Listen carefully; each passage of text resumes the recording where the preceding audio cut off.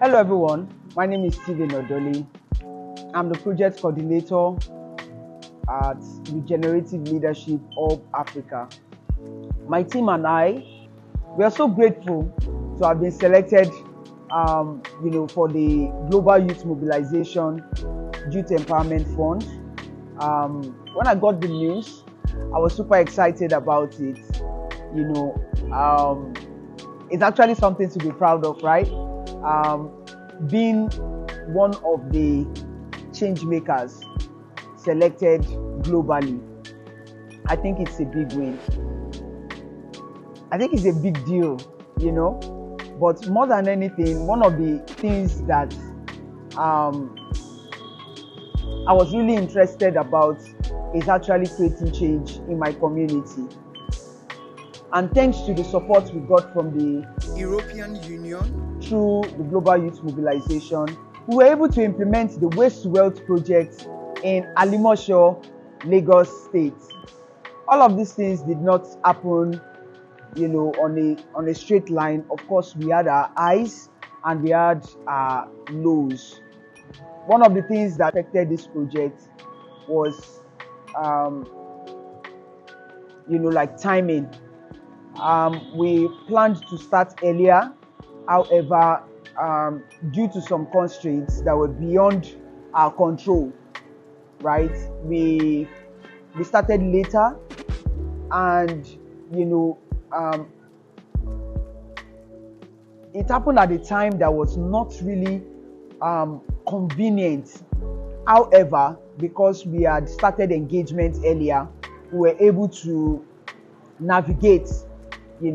My team and I were able to navigate these challenges with creativity, with creativity and resilience. They were not tired of the work, and I think that is one of the things that actually gave us an edge.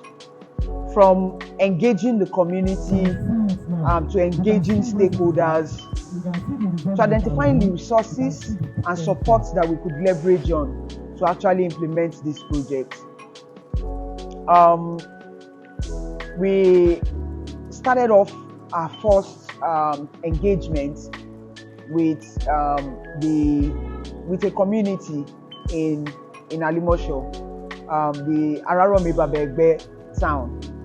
Here we started engaging the community leaders as well as our quest to actually collaborate with established youth organizations in the community.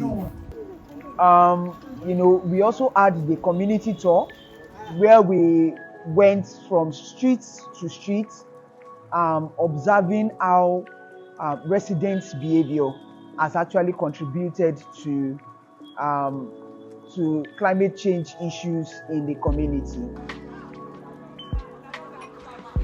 One of the most dominant ones, of course, is flooding, and we saw firsthand how some